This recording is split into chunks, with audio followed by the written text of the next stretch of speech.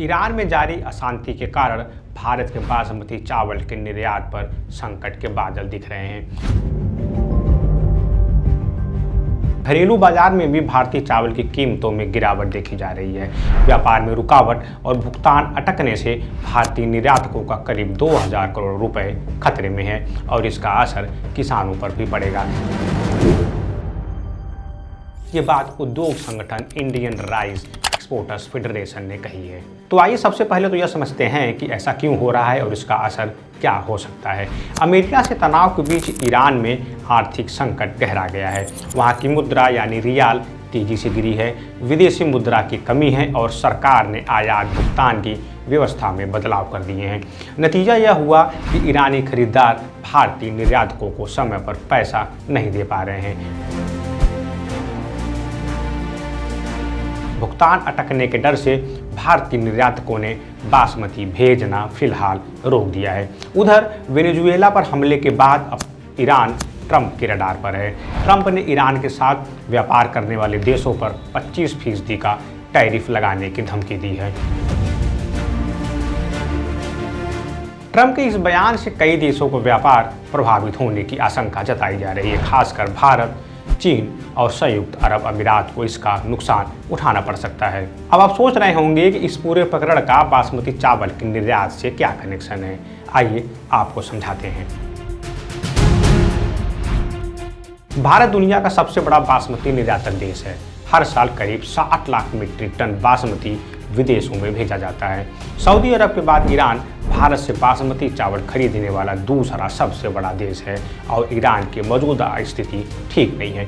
Iran हर साल भारत से लगभग 12 लाख टन बासमती चावल आयात करता है, जिसकी कीमत 12,000 करोड़ रुपए से ज़्यादा की होती है। ईरानी बाजार में खास तौर पर सेला बासमती चावल की मांग ज़्यादा रहती है। सेला बासमती चावल एक खास प्रक्रिया से तैयार किया गया बासमती चावल है, जिसे उबाल कर सुखाया जाता है, जिससे इसके पोषक तत्व इसके अंदर चले जाते हैं और पकने के बाद दाने लंबे, अलग अलग, मुलायम और हल्के सुनहरे रंग के हो जाते हैं,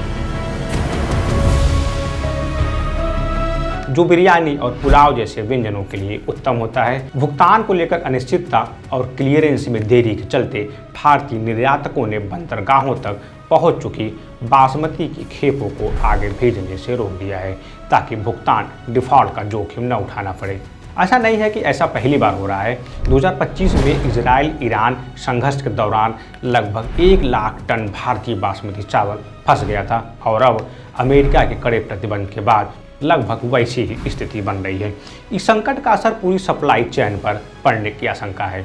बासमती के ट्रेड में हमारी जितनी गल्फ कंट्री होती है वही माल लेती है ज़्यादातर एक्सपोर्टर्स से, और अब क्योंकि युद्ध की जिस तरीके की वहाँ पे कंडीशंस चल रही हैं, उसको देखते हुए माल सप्लाई नहीं हो पा रहा है, जिस कारण से भारी गिरावट आ गई है। 5-7 दिन के अंदर लगभग आप कह सकते हैं 500-600-700 रुपये कुंटल की गिरावट आ गई है, जिससे व्यापारियों को भारी नुकसान है। बासमती बेसिकली दिल्ली, हरियाणा, पंजाब, जो भी तराई के क्षेत्र होते हैं वहाँ से आती है। ज़्यादातर जो इसका गढ़ है वो हरियाणा और पंजाब से आती है, और वहाँ के भी व्यापारियों का रुझान बहुत अच्छा नहीं है। कॉमन राइस में और बासमती के राइस में मुझको लगता है कि 60-40 का रेशियो रहता होगा खपत में। 60% में कॉमन राइस और 40% में बासमती राइस का रहता है। पंजाब और हरियाणा के बासमती किसान जो पहले से ही बाढ़ जैसी मौसमी संबंधी समस्याओं से जूझ रहे हैं, उन्हें निर्यात मांग घटने की कीमतों पर दबाव झेलना पड़ सकता है। छोटे और मझोले निर्यातकों के लिए यह संकट ज़्यादा गंभीर है।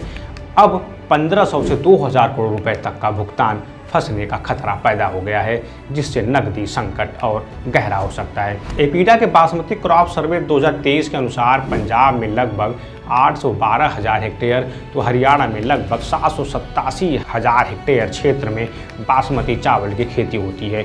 वहीं अगर बात उत्पादन की करें तो पंजाब में 3.84 मिलियन टन और हरियाणा में 3.68 मिलियन टन बासमती की पैदावार होती है। आपको बता दें कि भारत में बासमती चावल का करीब 80% उत्पादन इन्हीं 2 राज्यों में होता है, बाकी के 20% में पूरा देश है।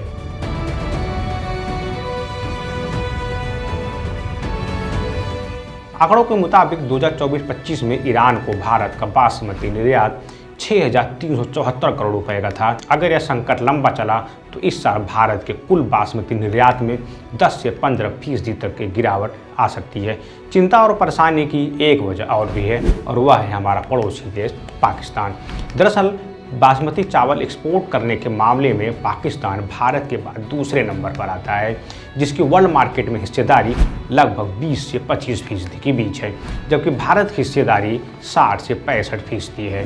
सऊदी अरब, अफगानिस्तान और यूएई पाकिस्तान के बड़े खरीदार देशों में हैं। पाकिस्तान ने वैश्विक बाजारों में नई बासमती किस्में उतारी हैं।